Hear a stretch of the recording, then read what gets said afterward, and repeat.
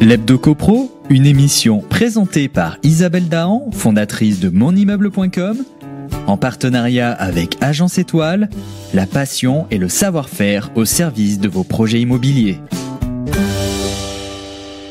Un grand bonjour à vous tous qui nous suivez pour en savoir plus sur l'actualité de la copropriété. Vous avez peut-être entendu parler du co-achat ou du co-housing, un nouveau modèle d'achat immobilier à plusieurs personnes qui se développe mais qui n'est pas sans risque. Il est certain que pour faire face à l'envolée des prix dans les zones tendues, mais aussi pour répondre à l'évolution des modes de vie, cette solution apparaît comme une aubaine pour certains acquéreurs. Ce phénomène a été suivi de près par ING Crédit et il nous a semblé intéressant de revenir sur la complexité de sa mise en place et sur les risques sous-jacents. La tendance du co-achat se dessine nettement dans les zones très tendues telles que Paris, Lyon ou encore Nantes. Une option qui séduit en premier lieu les familles qui peuvent acquérir un bien en partageant son coût avec leurs parents ou grands-parents par exemple. Cette alternative permet aussi de réaliser des économies grâce au maintien à domicile d'un parent âgé ou dans une situation de santé contraignante. La perspective du co-achat attire également des profils de jeunes actifs très mobiles qui souhaitent investir dans la pierre tout en partageant le coût d'un crédit. En cumulant leur budget, les co-acheteurs peuvent ainsi acquérir le logement dont ils rêvent tout en limitant leur endettement.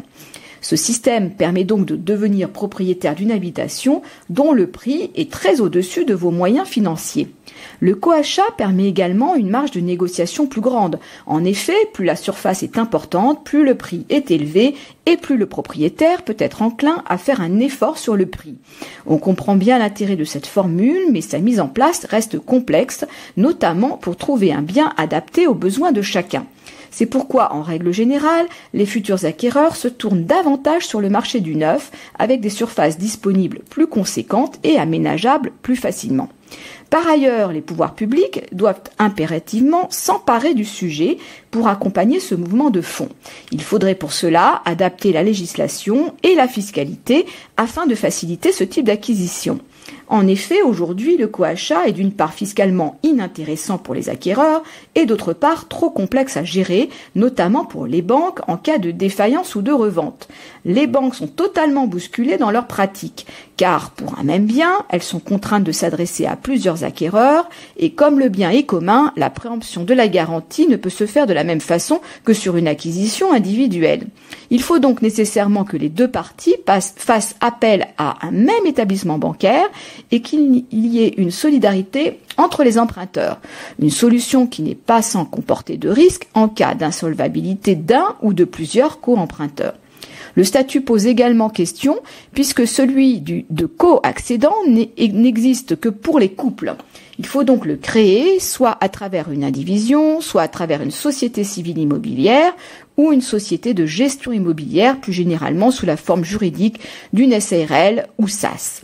C'est à cette condition que les banques pourront attacher au bien une garantie adaptée. En revanche, cela peut brider les co-acquéreurs, notamment au moment de la vente, car la SCI prive de défiscalisation en cas de revente, à l'instar d'une résidence principale détenue en propre. Pour autant, la SCI est un bon véhicule juridique d'optimisation fiscale, tout particulièrement à la transmission. Elle permet par exemple le démembrement des titres, c'est-à-dire une séparation entre la nue propriété et l'usufruit. À noter toutefois que dans ce type de montage, le prêt immobilier peut être contracté par les associés de la SCI ou par la SCI elle-même.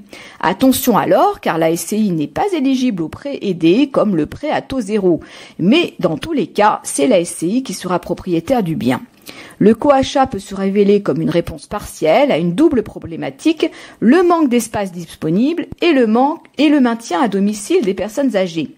Mais si emprunter à plusieurs est possible, les contraintes restent importantes. Il faut emprunter dans la même banque et être solidaire. De plus, les montages juridiques sont lourds à mettre en place et à maintenir, sans compter la revente plus difficile et les conséquences fiscales. Alors, toujours partant pour un achat groupé de logements ? On se retrouve lundi prochain pour notre chronique Hebdo CoPro. D'ici là, portez-vous bien et continuez de nous suivre sur monimmeuble.com.